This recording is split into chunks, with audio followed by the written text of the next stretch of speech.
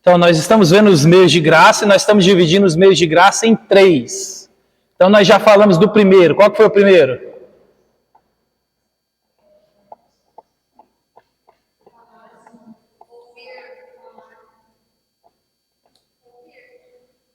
E o segundo?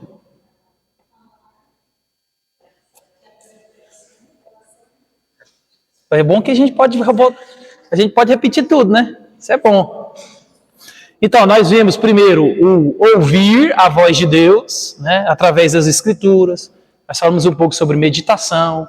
Nós falamos um pouco sobre a necessidade desse meio de graça, né? É como se Deus pavimentasse uma estrada onde essa graça espiritual chegasse até nós. Então, a palavra, a revelação dele, a Bíblia, ela é um meio de graça, ela é um alimento espiritual. Então, pastor, eu estou fraco, ora porque eu estou fraco espiritualmente. Tem se alimentado do pão da vida? Tem bebido a água da vida? Então, esse é um meio de graça, para que eu e você possamos nos mantermos fortalecidos espiritualmente. O segundo é falar com Deus. Então, a gente ouve a Deus através da revelação. Então, Deus, ele fala hoje através da onde? Através da Bíblia.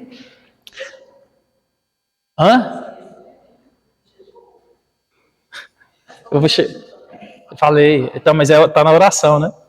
Então, Deus fala conosco através da Bíblia. Né?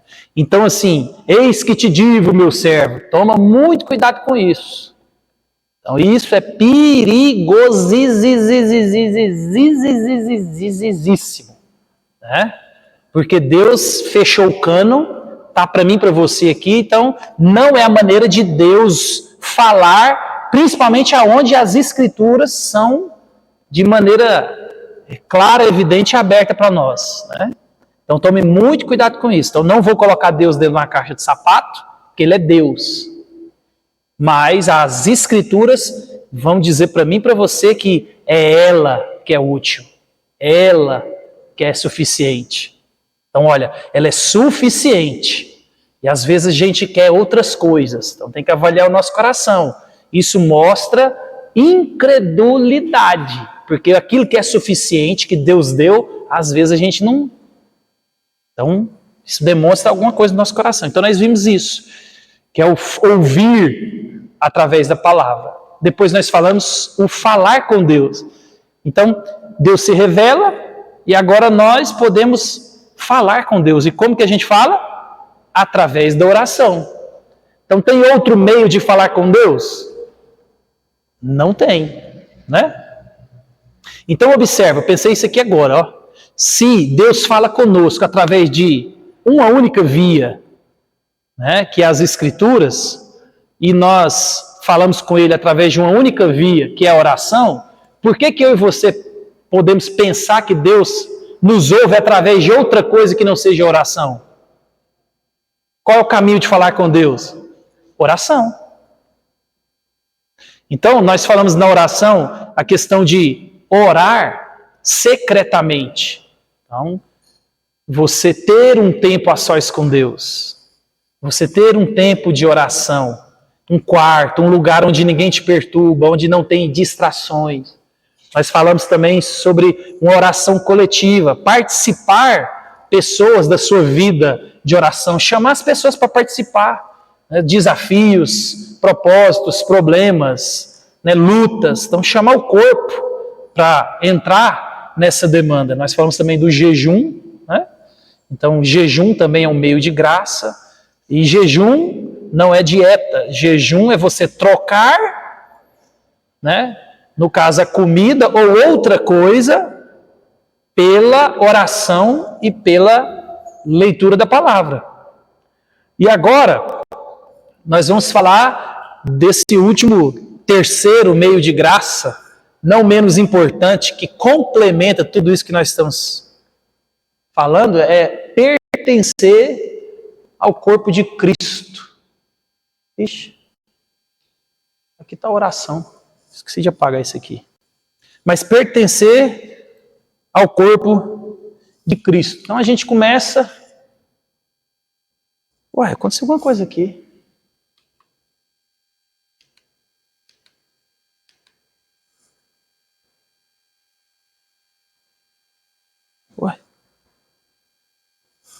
Gente.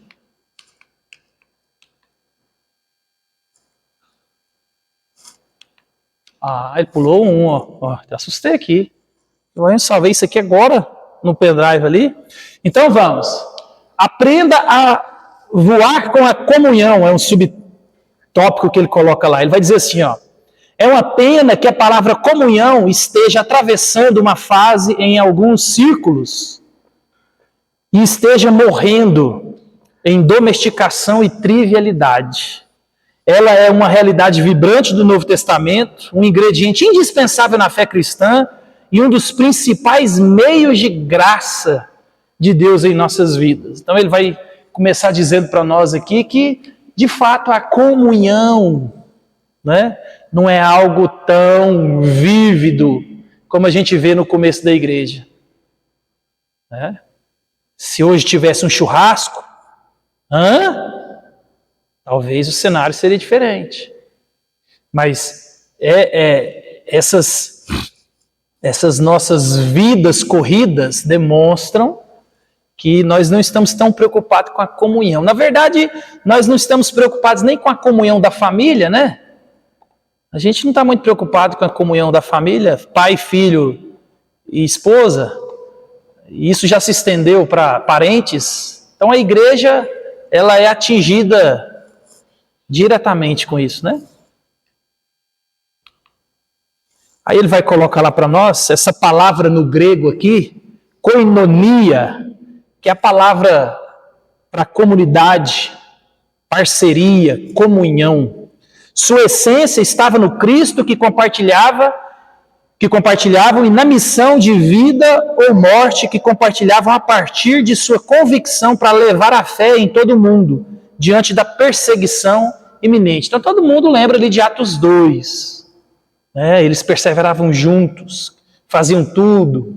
Então a igreja estava participativa, ela estava ativa. Né? Então, eu e você temos que entender que a comunhão, principalmente no começo da igreja, ela não era centrada em, vou na igreja rever meus amigos, vou na igreja porque tem um culto especial, tem um café da manhã. Não, a âncora, meus irmãos, para a reunião, a âncora para o culto era Cristo. Nada mais importava. E às vezes a gente vê isso nas igrejas, né? Os pastores batendo cabeça. Que nós vamos fazer para atrair as pessoas para a igreja? Né? Isso é terrível. Isso é doloroso. Né? Nós conhecemos a verdade, nós sabemos que a única coisa que liberta e que salva é a Bíblia, é a palavra, é a pregação genuína. E o único meio de você ir para o céu é conhecendo a Jesus. E às vezes a gente perde energia, dinheiro, porque a gente tem que criar meios na igreja para as pessoas virem. Olha, isso é trágico. Isso é tragédia total. Né? Então, assim, enquanto a centralidade do Evangelho, enquanto Cristo pregado não for o motivo único e suficiente para você vir à comunhão, nada mais. Nada mais. Lembra disso. Tudo que você usa para pescar pessoas, ter todas as iscas e artimanhas, você vai ter que manter por toda a vida dessas pessoas. Porque você não deu o Evangelho, você não deu Cristo. Você deu qualquer outra coisa, você deu entretenimento. Por isso que você vê as pessoas cada vez mais envolvidas em atrair. Né? Então, isso é extremamente perigoso. E quando a gente olha para o começo da igreja, não era assim. Somente o Cristo. Só a pessoa de Jesus. Né? Então, não se trata de uma confraternização amigável com aplicativos, bebidas e jogos. É um empreendimento coletivo de vida ou morte. Tudo ou nada. Contra um grande mal e uma oposição esmagadora. É o que eu acabei de dizer. Existe algo mais relevante, mais importante e suficiente na comunhão. Por quê? Porque a comunhão, ela está centrada em Cristo. Lembra? Paulo, lá em Coríntios, coloca a comunhão, coloca a igreja com a imagem de quê? Corpo. Cristo é o cabeça, nós somos membros. Membro anda junto. Então não existe membro fora do corpo. Né? E a gente vai falando mais. Aí ele continua.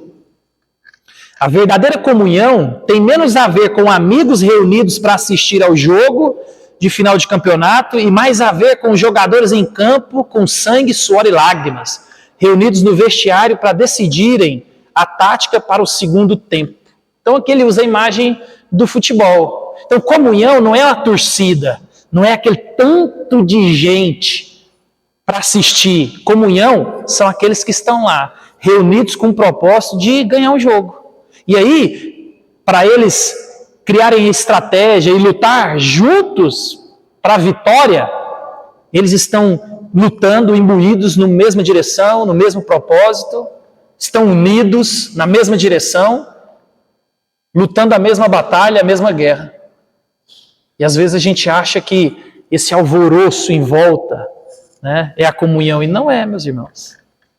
Comunhão, de fato, é quando a gente entende o nosso papel e faz ele viver. Ele vai dizer, os primeiros cristãos não se dedicaram apenas à palavra, né, à doutrina dos apóstolos e à oração, mas também à comunhão.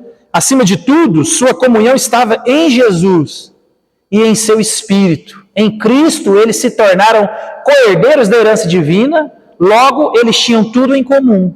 E até mesmo judeus e gentios agora eram co-cidadãos. Eu estava vendo na internet essa semana de um menino lá, um moço, né, um rapaz que ele é do Oriente Médio, algum país desse que eu não lembro, mas não sei se é no Iraque, que ele está fugido do país, porque ele converteu ao cristianismo, ele conheceu Jesus.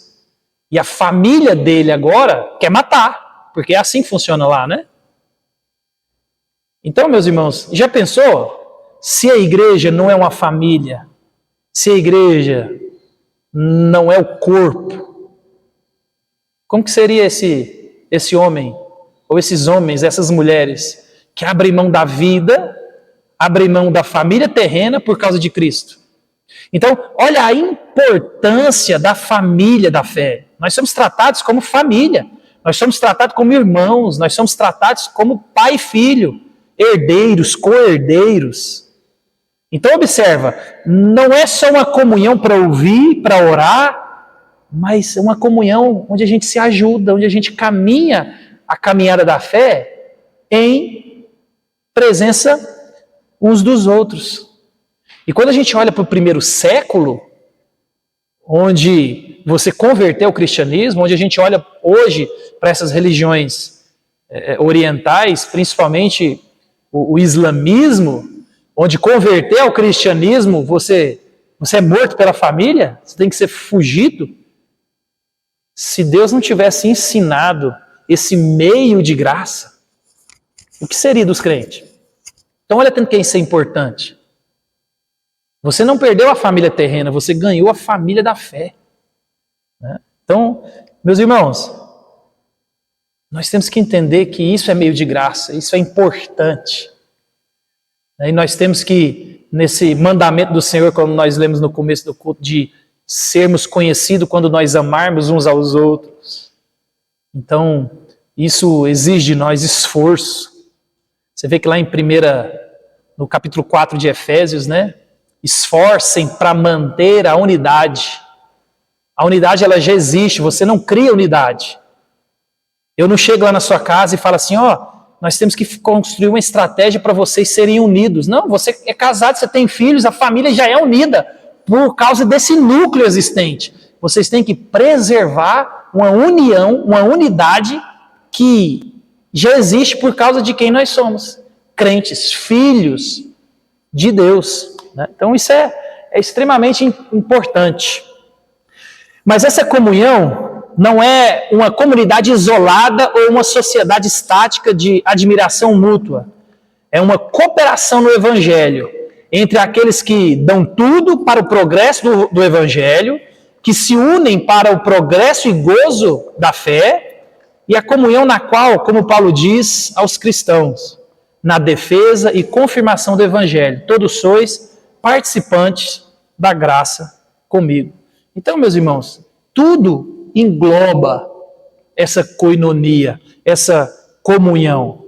Nós cooperamos com o Evangelho, nós progredimos com o Evangelho, nós nos alegramos com a fé sendo proclamada, com as pessoas convertendo.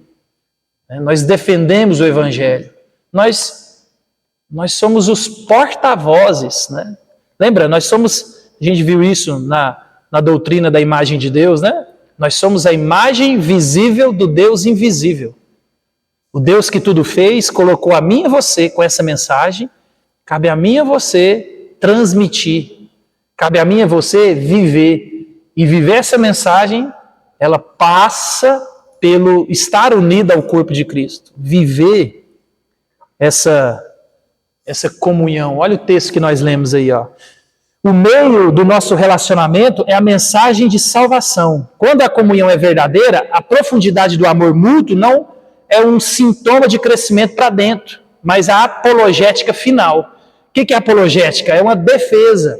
Então, essa comunhão, meus irmãos, ela não aumenta só em profundidade interna, mas ela é vista visivelmente, como nós vemos no versículo. Nós seremos conhecidos como os discípulos, quando essa característica for evidente em nós. Amor uns aos outros. Você conhece pessoas que servem ao Senhor hoje porque algum crente, em determinado contexto da vida, acolheu, acompanhou, sofreu, pôs a mão no bolso, ajudou, fez algo que ninguém fez, nem mesmo a família.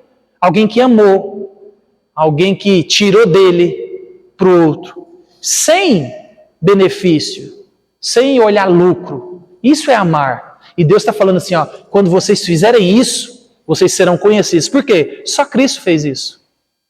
Só Cristo se deu em nada em troca. Só Cristo se doou. Então observa, a maioria dos nossos relacionamentos, e eu vou colocar relacionamento aqui só familiar, marido e mulher e filhos. A maioria desses relacionamentos, ele é baseado em troca. Você só faz se você receber. Então observa, se a gente não consegue viver essa comunhão de se doar, de fato, de negar a nós mesmos para amar o outro, sendo que a gente dorme com essas pessoas, acorda e vive com essas pessoas, quanto mais a comunidade da fé. Quanto mais esses nossos próximos, que são nossos parentes, nossos vizinhos. Então observa, meus irmãos, isso aqui é um efeito de amar. Nós seremos conhecidos como os discípulos de Cristo. Então a verdadeira comunhão não apenas trabalha para ganhar os perdidos, mas serve para manter os santos salvos. É um meio de graça, fortalecer uns aos outros, instruir uns aos outros, amar uns aos outros, exortar uns aos outros. É o processo de santificação, o processo de lavagem, o processo de acompanhamento, o caminhar na fé em comunidade. É por isso que a igreja é um meio de graça. É por isso que você faz parte de um corpo. É por isso que esse corpo está cheio de dons. Por isso que esse corpo tem dons que aparecem e são visíveis. É por isso que o nosso corpo ele tem membros que são imprescindíveis. Mas tem que ficar guardados. Mas tudo isso, meus irmãos, ele é mantido dentro do corpo. Não adianta eu e você querermos viver um cristianismo isolado. Isso não é cristianismo, né? O texto que eu e você conhecemos, que é um texto clássico, de Hebreus 10, 24 e 25, Deus aqui nos protege do isolamento e da tentação de tentarmos acessar a graça como indivíduos isolados. Então, é uma proteção que Deus coloca em mim e você, os nossos irmãos. E é uma proteção dessa tentação de eu e você caminharmos uma caminhada da fé só. Porque a gente gosta disso. A gente vai se isolando. Né? É natural. A gente só pensa em nós mesmos. Então é uma coisa da nossa natureza caída. A gente se isola. É por isso que às vezes a gente se envolve não pensando no outro, mas se envolve pensando em nós mesmos. A gente vai colher alguns frutos. Né? Então, Deus, através dessa comunhão, dessa comunidade da fé, Ele nos protege dessa tentação de querer caminhar sozinho. Então, observa, quando nós olhamos para o texto, né? Aqui, está destacado aqui, mas olha o que o texto vai dizer, ó. Cuidemos também de, isso aqui está na NAA, cuidemos também de nos animar uns aos outros no amor e na prática de boas obras. Não deixemos de congregar, como é costume de alguns. Pelo contrário, façamos admoestações, ainda mais agora que vocês veem que o dia se aproxima. Então observa, Deus aqui, meus irmãos, nesse capítulo aqui, ele coloca o sacrifício de Cristo como algo perfeito, algo acabado. E por causa do sacrifício de Cristo que é perfeito, eu e você agora temos a condição de nos santificarmos. E aí ele vai dar exemplo antes ali dos versos 24 e 25, do povo de Israel que estavam com o coração endurecido. E Deus os matou no deserto e falou, vocês não entrarão no meu descanso. Deus ali está falando de céu. Eles se rebelaram contra Deus.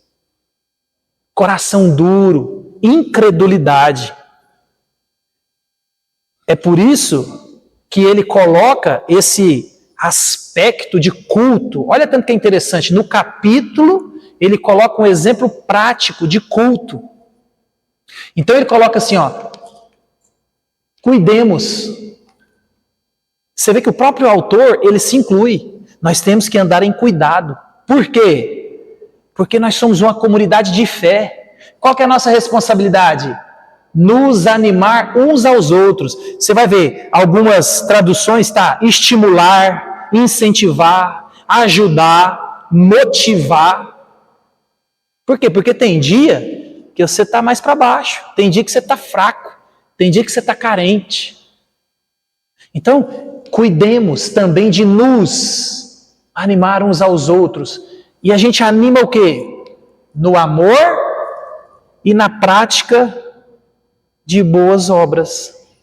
Meus irmãos, isso aqui, todos esses verbos aqui estão no presente, são coisas que eu e você devemos fazer hoje.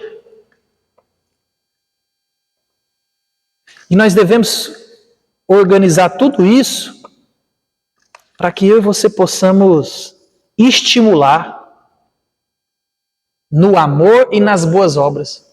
Quais são essas boas obras? A gente vai falar mais à frente. Mas observa a responsabilidade.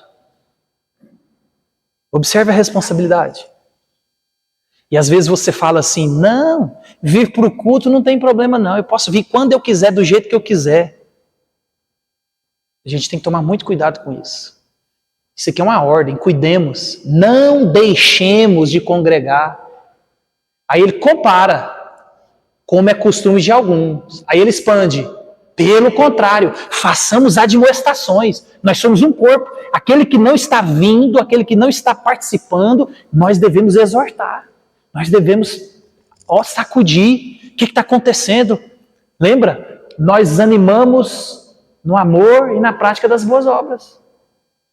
Aí ele vai dar o porquê também, ó. Ainda mais agora que vocês veem que o dia se aproxima. Ou seja, isso ele escreveu para a comunidade judaica há 2000 anos atrás. Então lá já havia uma preocupação com a volta de Jesus. Agora, ainda mais. Então, por que nós devemos estimular? Por que nós devemos estar unidos? Por que nós devemos admoestar esses irmãos no amor e na prática de boas obras? Porque o dia se aproxima. Cristo está voltando, ou você pode morrer amanhã. Aí ele continua. O notável aqui não é a convocação para continuarmos nos reunindo, mas a instrução para, quando fizermos isso, olhar além de nosso próprio umbigo para as necessidades dos outros. Conheçam uns aos outros, aproximem-se, fiquem próximos, aprofundem-se e considerem pessoas em particular, interagindo com elas, exortando-as e inspirando-as ao amor e às boas obras, especificamente adequadas ao contexto. Meus irmãos, são relacionamentos próximos. O Senhor nos chama a aprofundar em relacionamento. Então eu não estou falando aqui que você tem que ser próximo e íntimo de toda a comunidade, porque isso aí a gente sabe. Isso é quase difícil, né, de acontecer. Mas você tem irmãos que você caminha próximo. Você é amigo do fulano, que é amigo do ciclano, que é mais próximo do ciclano, que é mais próximo de mim, que eu sou mais próximo do outro. E essa comunidade se cuida. Essa comunidade sente falta. Essa comunidade exorta. Essa comunidade vai atrás. Essa comunidade importa. Aí eu estava lendo um artigo, e o artigo tinha esse título: Por que você deve ir à igreja neste domingo? E aí o autor, ele dá 5 incentivos para você ir à igreja. E eu vou colocar só 2 aqui, porque está relacionado com o texto que nós lemos. Então, o motivo para que eu e você devemos ir para a igreja neste domingo ou no próximo culto é porque você tem que comparecer para ser estimulado. Então observa, você está desanimado, você vai para a igreja para você ser estimulado. É aqui na comunidade da fé onde você recebe carga, onde você ama, onde você é amado, onde você é visto, onde você é lembrado, onde você caminha junto, onde tem um corpo que te alimenta. Lembra Jesus usando a imagem da videira? Eu sou a videira, vós os ramos. Então todo ramo ligado em mim, esse frutifica. Então, você está ligado à videira, que é Cristo, e todos esses ramos, que somos nós, estamos ligados uns aos outros, que estamos ligados em Cristo. Então, Hebreus 10 coloca o estímulo através da comunidade reunida, sem reunir, sem estímulo, e sem... agora que eu lembrei porque eu coloquei desse jeito aqui. Então, ele coloca o estímulo através da comunidade. Então, a gente se reúne para nos estimular. Então, sem reunir, ou seja, sem você vir, sem você congregar, sem reunião, sem estímulo. Sem estímulo, sem amor. Sem amor, sem boas obras. Então, o que envolve boas obras aqui? O que são essas boas obras que ele está falando aqui? Ele não está falando que você tem que dar comida para os pobres. Não é tirar dinheiro do seu bolso e dar para quem não precisa. Não, essas boas obras aqui, meus irmãos, é culto, é oração, é confissão de pecado, é comunhão, é vir à igreja. Lembra? São os meios de graça, é ouvir a voz de Deus, é falar com Deus. Então observe o contexto aqui. Como que você vai ser estimulado ao amor e às boas obras se você não vem? É por isso que o texto é claro, que eu e você precisamos cuidar. Não deixemos de congregar. Façamos admoestações. Amor e prática de boas obras. Quando eu e você não entendemos essa dinâmica, acontece a falta de estímulo. Aí você está reclamando. Ai, pastor, porque eu não oro, estou fraco. Mas é porque você está longe. Aí você não tem força para confessar o pecado. Você não tem força para lutar contra o pecado. E quanto mais afastado da igreja, mais afastado você fica. Não é assim? Você já viu, quanto mais você dorme, mais cansado você fica? Não é assim? Aquele dia que você fala assim, ó, hoje eu vou ficar na cama até o corpo doer. Aquele dia não presta, aquele dia fica... Porque é assim. Então, você está afastado da igreja, aí hoje você não vem por um motivo justo. Aí amanhã você esqueceu que tinha um motivo... Aí no outro você esqueceu, quando você vê, tem 30 dias que você não vem na igreja. Quando você vê, tem 2 Santa Ceia que você não veio. E aí, o corpo que é para estímulo, para comunhão, para te exortar, para te amar, para te chamar a oração, para te chamar a confissão, para te chamar o culto, a reunião, o fortalecimento, a prática do amor, das boas obras, você está distante. Aí você fala, eu não estou sentindo. Não sente mesmo, não. Você está quebrando a regra que Deus colocou como meio para que nós possamos receber a graça espiritual, que é a comunhão, que é o estar junto. Porque hoje você está desanimado, quem está animado te anima. Quantas vezes eu e você chegamos aqui, alguém falou assim, você não está bem hoje, você está triste, está cansado? Aí no outro dia, você chegou beleza, aí você viu alguém, ué, você está cansado? Aconteceu alguma coisa? Essa é a dinâmica do corpo. Está acontecendo alguma coisa? Aí se você for mais próximo da pessoa, você pode entrar na intimidade, abrir coisas que talvez ela não abriria para os outros. Então olha a importância do corpo. E aí você fala, eu não tenho orado, eu não tenho ânimo para vir à igreja. Mas por quê? Porque cada vez você não recebe estímulo. Então, todo mundo aqui já viu essa imagem nas praias? Dessas coisas que brilham? Então, isso aqui é interessante. Isso aqui chama dinoflagelados. Isso aqui são bioluminescência. E são organismos unicelulares microscópicos. E eles brilham por causa de uma reação química. Mas você sabe o que faz eles brilharem? Quando eles são estimulados. Você mexe na água, eles são estimulados e eles brilham. Então eu trouxe essa imagem aqui para a gente perceber que nós somos do mesmo jeito. Nós precisamos de estímulo para brilharmos. E você vai receber esse estímulo aonde? Na comunidade da fé. Então observa, olha dentro da nossa comunidade, as pessoas que menos vêm, é as pessoas que continuam sempre menos vindo. As pessoas que mais vêm, é as pessoas que sempre continuam mais vindo. Eu já falei para vocês aqui que eu fiz 6 meses na igreja aqui de chamada. 6 meses. Eu tenho guardado. 6 meses. Quem vinha no culto, que dia que vinha, quem não vinha, eu tenho lá guardado. Até hoje, os mesmos que vêm só domingo, continuam vindo só domingo. Os mesmos que vêm só uma vez no mês, 2 vezes no mês, continuam vindo só uma vez, 2 vezes no mês. Os mesmos que começam o ano bem e do meio para frente desanimam, continuam do mesmo jeito. Então, continua do mesmo jeito. Então, quando você olha, não são estimulados, por quê? Porque estão longe do corpo. Aí não brilha. Aí, estou desanimado. Aí está cada vez mais afundado no pecado. Aí está com mais problema de relacionamento. Aí está com problema pessoal, está com problema espiritual.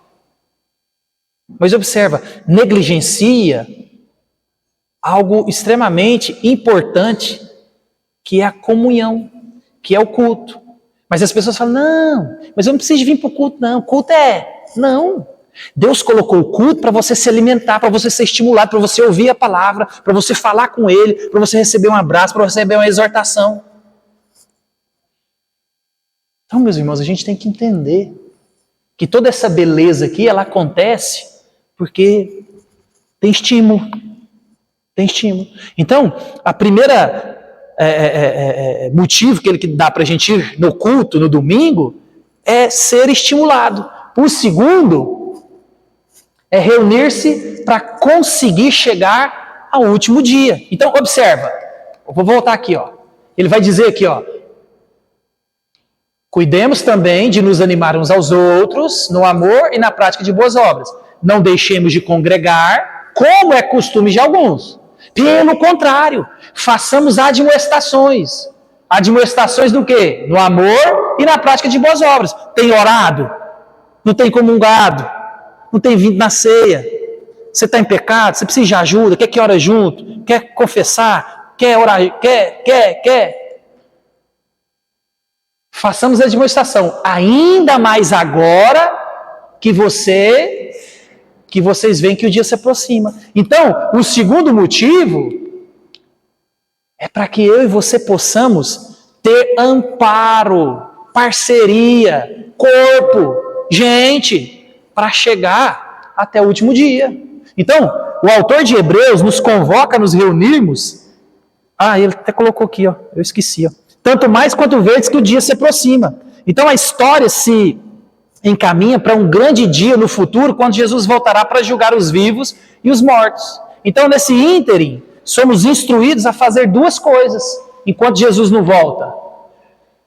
Nos reunir fielmente, à medida que aquele dia se aproxima. Então, duas instruções.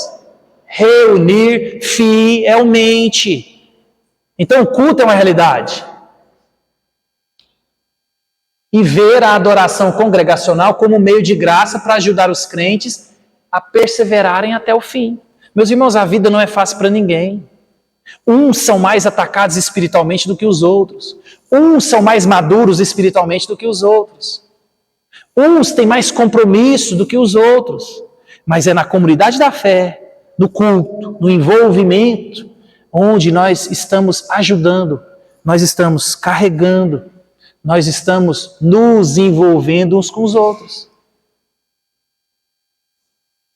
É a caminhada da fé que vai mostrar quem de fato é participante do corpo. Eu e você não sabemos quem de fato converteu ou não. Então, a conversão ela é visível aonde? Na obediência. A conversão ela é visível aonde?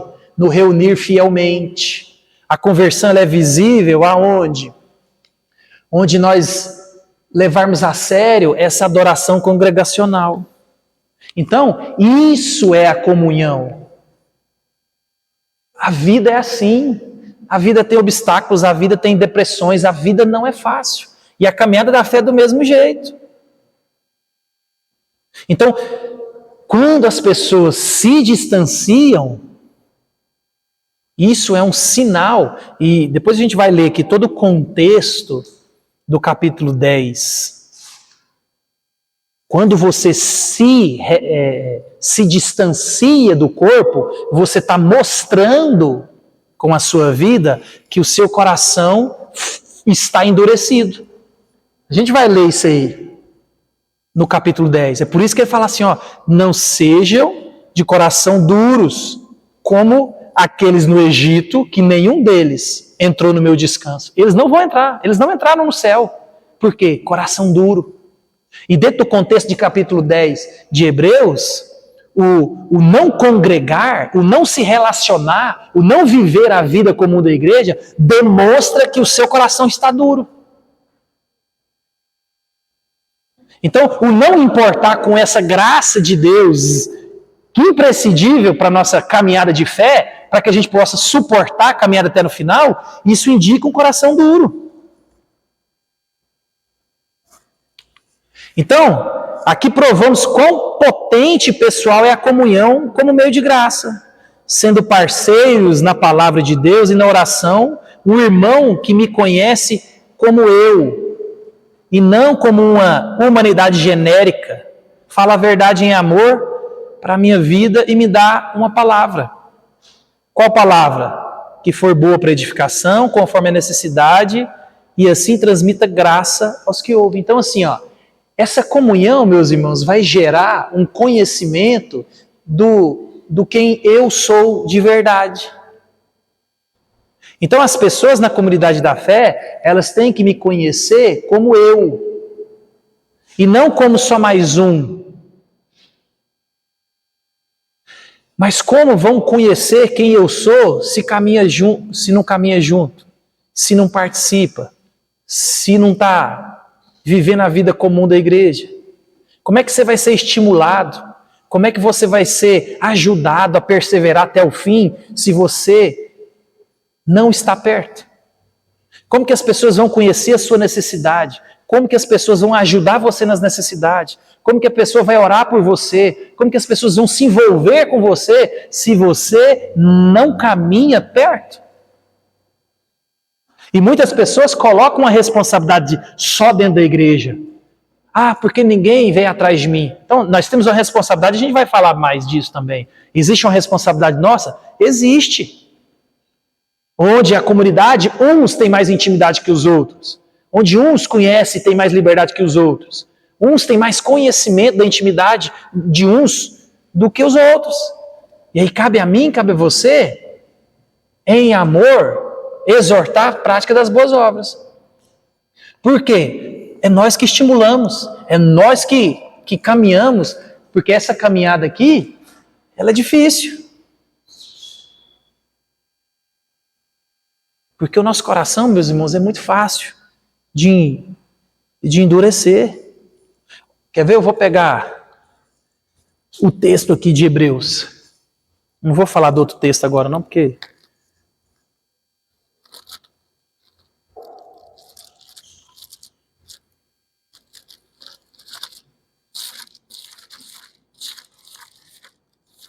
E às vezes nós olhamos para essas realidades e a gente acha que o congregar é algo banal. Você já ouviu, talvez você está aqui, você pensa.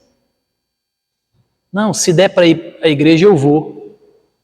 Por quê? Porque a gente não pensa nas categorias espirituais de como que Deus colocou a igreja para funcionar.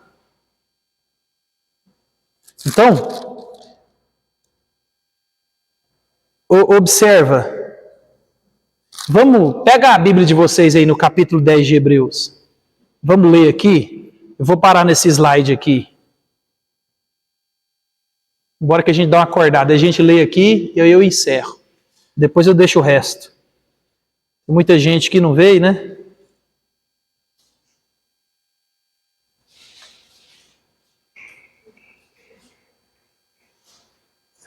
Todo mundo abriu? Hebreus 9, ou Hebreus 10. Ó no verso 1. Ó. Ora, visto que a lei tem sombra dos bens vindouros, não a imagem real das coisas, nunca jamais pode tornar perfeitos os ofertantes, com os mesmos sacrifícios que ano após ano perpetualmente eles oferecem. Então o que ele está falando aqui? Ele está falando que o sacrifício, esse culto ritualístico, eles não podem transformar em perfeito aquele que faz a oferta, ou seja, o ofertante que levava o sacrifício para o culto. Aí ele continua no 2. De outra sorte, não teriam cessado de ser oferecidos, porquanto os que prestam culto têm sido purificados uma vez por todas, não mais teriam consciência de pecados? Entretanto, nesses sacrifícios faz recordação de pecados todos os anos, porque é impossível que o sangue de touros e de bodes remova pecados. Por isso, ao entrar no mundo, diz, sacrifício e oferta não quisestes, antes um corpo me formastes. Não te deleitaste com holocaustos e ofertas pelo pecado. Então disse eu, eis aqui estou, no rolo do livro está escrito ao meu respeito, para fazer, ó Deus, a tua vontade. Então aqui ele está falando de Jesus que se oferece para morrer pelas pessoas. Aí no verso 8, depois de dizer como acima, sacrifícios e ofertas não quiseste, nem holocaustos e oblação pelo pecado, nem como isto te deleitastes, coisas que se oferecem segundo a lei. Então acrescentou, eis aqui estou para fazer, ó Deus, a tua vontade. Então Jesus, Jesus aqui, ó, remove o primeiro para estabelecer o segundo. O que é remover o primeiro? Remove os sacrifícios da lei, remove esse ritual, estabelece o segundo. Que segundo é esse? Olha o verso 10. Nessa vontade é que temos sido santificados, mediante o quê? A oferta do corpo de Jesus Cristo, uma vez por todas. Então, você vê o que ele disse aqui, ó, que é impossível, no verso 4, que é impossível o sangue de touros e de bodes removeu o pecado. Então, os sacrifícios eram uma sombra, apontava para o único e supremo sacrifício, que é Cristo. Então, agora, por causa do sacrifício de Cristo, nós temos sido santificados, de uma vez por todas. O verso 11, ora, todo sacerdote se apresenta dia após dia a exercer o serviço sagrado e oferecer muitas vezes os mesmos sacrifícios que nunca jamais podem remover pecados. Então, assim, ele está falando do sacrifício no templo. Eles oferecem todos os dias. É incansável. Mas esses sacrifícios não removem pecados. Verso 12. Jesus, porém, tendo oferecido para sempre um único sacrifício pelos pecados, assentou-se à destra de Deus. Ou seja, o sacrifício de Cristo é perfeito. Uma vez por todas. Está acabado. Cristo resolveu o problema. Não precisa mais de sacrifício. O sacrifício verdadeiro e perfeito foi o sacrifício de Cristo na cruz do Calvário. Então, olha o verso 13. Aguardando daí em diante até que os seus inimigos sejam postos por estrado dos seus pés. Porque, como uma única oferta aperfeiçoou para sempre quantos estão sendo santificados, e disso nos dá testemunho também o Espírito Santo, porquanto, após ter dito, esta é a aliança que farei com eles, depois daqueles dias, diz o Senhor, porei no seu coração as minhas leis, sobre a sua mente as inscreverei. E acrescenta, também de nenhum modo me lembrarei de seus pecados e das suas iniquidades para sempre. Ora, onde há remissão destes, já não há oferta pelo pecado. Então, o que ele está falando aqui? Quando você crê em Cristo, o sacrifício perfeito, de uma vez por todas, quando você se arrepende e crê, seus pecados são apagados. Você não precisa mais de ficar matando uma ovelha todo dia no templo. Cristo morreu, Ele é o sacrifício perfeito. Você não precisa de sacrificar novamente. Por isso que ele fala, onde há a remissão destes, já não há oferta pelo pecado. Ou seja, quando você foi justificado por Cristo, acabou, uma vez por todas. Você não precisa de justificar de novo e justificar de novo. O sacrifício é perfeito. Aí ele começa no verso 19, ó, tendo, pois, irmãos, intrepidez para entrar no Santo dos Santos pelo sangue de Jesus. Ou seja, Cristo resolveu o problema. Ele é a porta. Através do sangue, do sacrifício perfeito, nós temos acesso a Deus. Verso 20. Pelo novo e vivo caminho que ele nos consagrou pelo véu, isto é, pela sua carne, pela sua morte. Ele morreu, porque a justiça de Deus tinha que ser satisfeita, ele morreu. Então, por causa do véu, da sua carne que foi rasgada, o sangue derramado, sacrifício perfeito, agora nós temos perdão. E tendo grande sacerdote sobre a casa de Deus. Então, quem que é o grande sacerdote? Cristo. Aí ele vai dizer, no verso 22, aproximemo-nos com sincero coração, em plena certeza de fé, tendo o coração purificado de má consciência e lavado o corpo com água pura. Então, observa, o sacrifício de Cristo, quando a gente entende ele nos purifica de todo pecado. E agora, o Senhor diz assim, agora aproximem-se de mim no culto com coração puro. Aí ele vai dizer no 23, guardemos firme a confissão da esperança, sem vacilar, pois quem fez a promessa é fiel. Aí ele vai dizer, consideremos-nos também uns aos outros para nos estimularmos ao amor e às boas obras. Não deixemos de congregar-nos, como é costume de alguns. Antes, façamos admoestações, e tanto mais quando vedes que o dia se aproxima. Então observa, ele linka o sacrifício de Cristo, a perfeição do sacrifício de Cristo, ao acesso agora que nós temos a Deus, ele linka aonde? No culto. Então, aonde que a gente obtém esse alimento espiritual? Aonde a gente se alimenta de Deus? No culto. Então, observa, tudo isso que Deus conquistou, ele vai dar um exemplo de culto. Então, vocês foram salvos, o sangue de Cristo foi derramado, por isso, não deixe de congregar. Não deixe de congregar como que é o costume de alguns. Por quê? Porque quem não congrega demonstra que não tem um coração sincero e talvez não teve um coração purificado. Aí olha só o verso 26. Por quê? Aí ele vai explicar por quê. Porque se vivemos deliberadamente em pecado, depois de termos recebido o pleno conhecimento da verdade, já não resta sacrifício pelos pecados. Então o que ele está mostrando aqui? Você recebeu instrução. Você sabe o que Cristo fez. Você sabe agora que tem que congregar. Mas se você sabe disso tudo e vive deliberadamente na prática do pecado, não tem mais sacrifício para você. Não tem mais o que fazer. Aí ele começa no verso 27. Pelo contrário, certa expectação horrível de juízo e fogo vingador prestes a consumir os adversários. Olha o que ele está dizendo.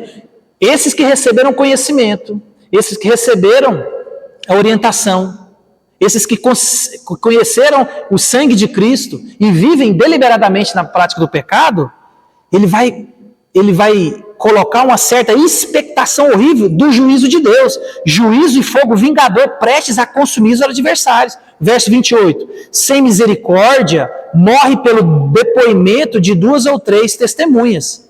Quem tiver rejeitado a lei de Moisés. Aí ele cita a lei. A lei vai dizer que quando tinha 2 ou 3 testemunhas, ela falava alguma coisa, você morria. Aí no verso 29. De quanto mais severo castigo julgais vós, considerado digno aquele que calcou aos pés o Filho de Deus e profanou o sangue da aliança, como qual foi santificado e ultrajou o Espírito da graça? Então o que ele está dizendo aqui? Se na lei de Moisés, pelo testemunho de 2 ou 3 pessoas, você era morto, imagine agora, depois que o sangue perfeito de Cristo foi derramado, e você vive deliberadamente na prática do pecado. Você demonstra que tem um coração duro, demonstra que não teve um coração purificado. Aí ele vai dizer, você profanou. Imagina, você profanou o sangue de Jesus. Aí no verso 30 ele vai dizer assim, ora, nós conhecemos aquele que disse, a mim pertence a vingança, eu retribuirei, e outra vez, o Senhor julgará o seu povo. Horrível coisa é cair nas mãos do Deus vivo. Então ele está de novo citando a lei. Quem que é o vingador? É Deus. Então essas pessoas que conhecem, receberam instrução e vivem deliberadamente na prática do pecado, eles pisaram o sangue de Jesus. Se na lei de Moisés, com 2 testemunhas você estava morto, imagine agora que você profanou o sangue de Cristo derramado, o sangue do santo. Aí ele vai dizer assim, a mim pertence a vingança. Por isso que ele vai dizer no verso 27 assim, pelo contrário, certa expectação horrível de juízo e fogo vingador prestes a consumir os adversários. Por isso que ele vai dizer, horrível coisa é cair na mão dos Deus vivos. E aqui ele está falando de juízo. Lembra Davi? Deus vai corrigir Davi e Deus dá 3 opções para Davi. Aí Davi escolhe o quê? Não, que o Senhor me corrija. Melhor cair nas mãos de Deus do que nas mãos dos homens. Mas lembra, ali é uma correção. É uma disciplina que Deus está aplicando a Davi. Aqui não, aqui é juízo. Aqui você não vê o autor de Hebreus dizendo assim, melhor é cair nas mãos de Deus. Não, aqui é horrível coisa é cair nas mãos de Deus. Porque Ele é o vingador. É Ele quem vai vingar o sangue que foi profanado. Vamos até no verso 39, 32. Lembrai-vos, porém, dos dias anteriores, em que, depois de iluminados, sustentaste grande luta e sofrimento. Ora, expostos como em espetáculo, tanto de opróbrio quanto de tribulações. Ora, tornando-vos coparticipantes com aqueles que desse modo foram tratados. Porque não somente vos compadecestes dos encarcerados, como também aceitastes com alegria o espólio dos vossos bens, tendo ciência de possuirdes vós mesmos patrimônio superior e durável. Não abandoneis, portanto, a vossa confiança. Ela tem grande galardão. Com efeito, tendes necessidade de perseverança, para que, havendo feito a vontade de Deus, alcanceis a promessa. Então qual que é a vontade de Deus? Está lá no verso 10. Santidade, santificação. Então ele está falando aqui, ó, lembra dos dias anteriores. Vocês foram iluminados, vocês receberam a iluminação, vocês sofreram, vocês suportaram. Aí ele vai estimular, não abandoneis, persevere. Você viu que no verso 25 ele vai dizer, vede mais que o dia se aproxima, então persevere. A luta só acaba no final. Olha o verso 37. Porque ainda, dentro de pouco tempo, aquele que vem virá e não tardará. Todavia, o meu justo viverá pela fé. Se retroceder, nele não se compraz a minha alma. Ele está linkando aqui de novo. Ó, todavia, meu justo vive pela fé. Ele pega o 37 aqui, ele linka de novo com o 31. Deus vai voltar. Horrível coisa é cair nas mãos de Deus. Aí no verso 38, na parte B, se retroceder, não se compraz a minha alma. E o que é retroceder aqui no contexto? Ele colocou o contexto de culto. Então, quando você não vem no culto, quando você não pratica a ordenança do meio de graça de vir ao culto consistentemente, você está demonstrando o quê? Se retroceder, não se compraz o espírito. Ou não se compraz a minha alma. Então, observa, ele linka isso tudo aqui no culto. Por isso que ele fala, não deixe de congregar. Então, observa, a igreja, ela vê os frutos de maneira visível. Se você não caminha perto, como que essa igreja vai testificar? Como que essa igreja vai estimular? Como que essa igreja vai exortar? Como que ela vai amar? Como que você vai caminhar? Então, olha tanto que é sério a questão do culto, da reunião. A reunião não é simples. Não é eu venho quando eu quero. Não. É aqui que você recebe alimento. É aqui que você recebe instrução. Então, observa, o fato de você vir no culto quando quer, do jeito que quer, na hora que quer, se tudo... Eu venho para o culto, meu irmão, isso é grave, isso demonstra a disposição do seu coração. Isso demonstra se você de fato conheceu a Cristo ou não. Você recebeu conhecimento, você sabe o que Cristo fez, Cristo morreu para que você tivesse acesso. É a mesma coisa de você estar pisando o sangue de Jesus de novo. A mesma coisa, imagina, Deus te salvou, passou por tudo que Ele passou, mas não adiantou. Você continua vivendo do mesmo jeito, tendo conhecimento de tudo. É a mesma coisa que você está colocando Cristo para fazer tudo de novo. E Deus está falando, isso é dominação. Então, observa, Ele coloca uma questão de juízo. Por isso que Ele vai fazendo um contraste. Aí, olha o verso 39. Nós, porém, não somos dos que retrocedem para a perdição. Somos, entretanto, da fé, para a conservação da alma. Ou seja, o autor, quando ele escreve aqui, ele é um autor, ele é inerrante. O que ele escreve aqui é a palavra de Deus. Só que lembra, na perspectiva do autor, ele não sabe quem é salvo e quem não é. Deus sabe. É por isso que você vai ver na Bíblia assim, ó, persevere até o fim. Aqueles que perseverarem até o fim, esses serão salvos. Então, não é que você vai cair da graça, é porque uma evidência clara de salvação é aqueles que perseveram. Então, aqueles que perseveram até o fim, esses são os que são salvos. Então, aqueles que se afastam e permanecem afastados, é porque provavelmente, lembra, tem um certo dureza de coração, às vezes você pode dar aquela, pode, mas cada caso é um caso. Mas o texto está mostrando o quê? Você foi iluminado, você recebeu instrução. E ele linka toda essa ordenança ao culto. Então observa, é extremamente importante vir ao culto. Você não tem a desculpa de não vir ao culto. Você observa que às vezes a gente quer usar Deus como um mordomo. Então observa, é um meio de graça. Deus colocou o corpo para te fortalecer, para te carregar, para te exortar, para caminhar junto. É a mesma coisa de você querer receber salário sem trabalhar. É a mesma coisa, você quer receber força espiritual, bênção espiritual, você quer que as coisas tudo vão bem na sua casa, nada aconteça de mal, mas ó Senhor, não quero nada com ouvir a palavra, não quero nada com falar com o Senhor e muito menos participar do corpo. Então observa, tudo isso está linkado, meus irmãos. É por isso que Oséias vai dizer: o meu povo se perde por falta de conhecer. Se você não entende essa dinâmica de necessidade de culto, é porque talvez a grande maioria não entendeu o que Cristo fez. Você viu que ele faz um contraste da lei e do que Cristo fez? Antigamente, todo mundo sacrifício todo dia, mas o sangue de bode e de cordeiro, ele não expia pecado. Mas o de Cristo é perfeito, agora acabou. A vontade de Deus, que era a santificação, agora ela é possível.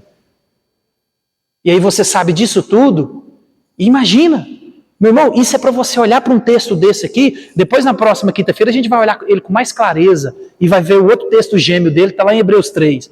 Para você, eu fiz uma chamada de vídeo com um amigo meu, e a gente falando sobre esse texto assim, você tem que causar tremor e temor. É uma instrução clara. E quantas vezes a gente olha para essas coisas e a gente leva de qualquer jeito? Lembra? A nossa resposta ao culto, meus irmãos. E olha, tudo isso que Deus faz no culto é para o benefício de quem? Nosso. É para o benefício de nosso. Então eu e você temos que entender essa dinâmica. Né? Semana que vem a gente termina. Tanto é que eu deixei aqui, ó. Eu achei essa semana. Um pastor, ele fez esse mapa mental aqui, ó. Você deve ir à igreja no domingo? Você tem algo melhor a fazer? Aí ele coloca sim ou não. Aí ele discorre. Aí ele vai mostrando como que você decide. Mas a gente vê isso semana passada. Ou semana que vem. Semana passada não tem como. Mas, meus irmãos, culto é coisa séria. A comunhão, ela existe. E eu e você devemos amar a comunhão. E amar a comunhão, ela começa quando eu e você vencemos as barreiras da dificuldade que nós temos de viver perto das pessoas. Porque quando eu e você estamos perto das pessoas, as pessoas intrometem na nossa vida. A gente intromete na vida dos outros e a gente não gosta disso. A gente é criticado, a gente critica. E a gente não gosta disso. Mas lembra, é na igreja que a gente é estimulado. E eu estou falando de crítica aqui, não é no sentido pejorativo. Mas Deus colocou cada irmão aqui para, em amor, te lembrar da prática das boas obras. Em amor, te corrigir, te trazer de volta, te lembrar. E como que a gente tem feito com o presente que Deus nos deu? Então nós temos uma comunidade hoje de 50 membros. Em média 65 congregantes. E a gente faz culto com 10 pessoas. Ó, quantas famílias nós temos? 1, 2, 3, 4, 5, 6, 7, 8, 9 famílias. Então nós temos uma comunidade em média de 65 pessoas. Será que todo mundo está deixando de congregar por motivos justos? Talvez é porque não entendeu o congregar. Então congregar, meus irmãos, não é vir aqui simplesmente bater o ponto. Não. Isso demonstra que nós entendemos o sacrifício de Cristo por nós. Isso demonstra que a nossa resposta é em gratidão, fé, em alegria, porque Cristo nos salvou. O dia se aproxima. Amanhã eu e você podemos estar mortos. E aí? A gente viu a parábola lá do rico, né?